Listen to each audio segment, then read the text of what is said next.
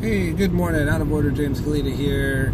And seems like every year around hunting season, we start seeing questions about, can I shoot a deer with a 9mm? And long-term hunters tend to lose their mind about this question and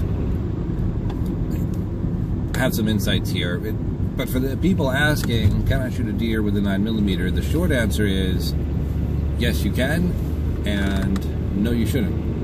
Yes, you can. We happen to have, I'm going to put links in the comment section below. We have 2 or 3 videos of people shooting 9mm with deer, so we know that the deer will actually die.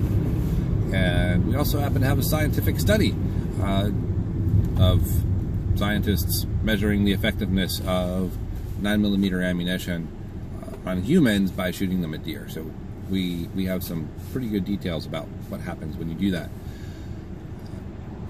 You shouldn't, because what we can see from the videos and what we can tease out of the study is that it takes the deer longer to die. And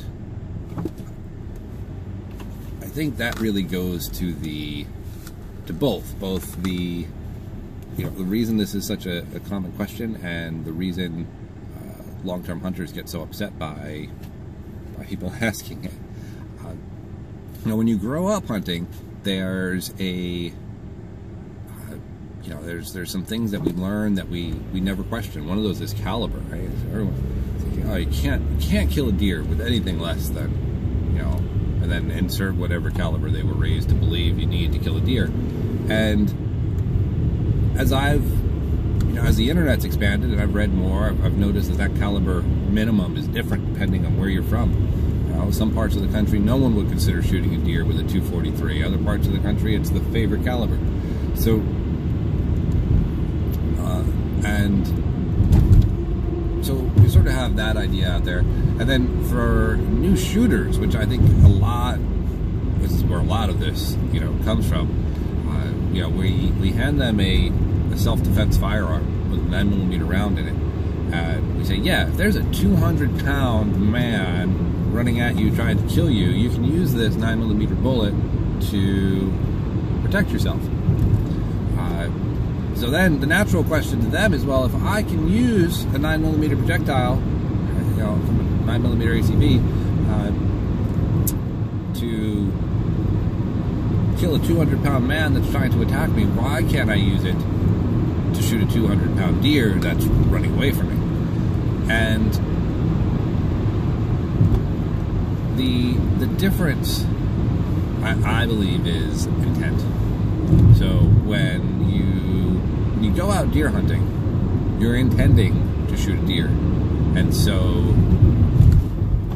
you bring a caliber suitable for that job.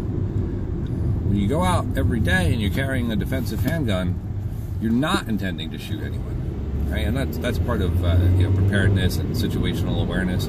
If you knew you were going to get in a gunfight today when you went out, I think everyone would tell you to stay home. Right? You don't carry the firearm only when you're going to dangerous places. You carry the firearm all the time and avoid dangerous places. So if you were going to go to a gunfight, right? None of us would, right? We wouldn't do that. That's not a wise thing to do. If you were going to a gunfight, you wouldn't bring your 9mm handgun with you, right? You'd bring your rifle and armor and 5 friends and maybe air support if you can pull it off.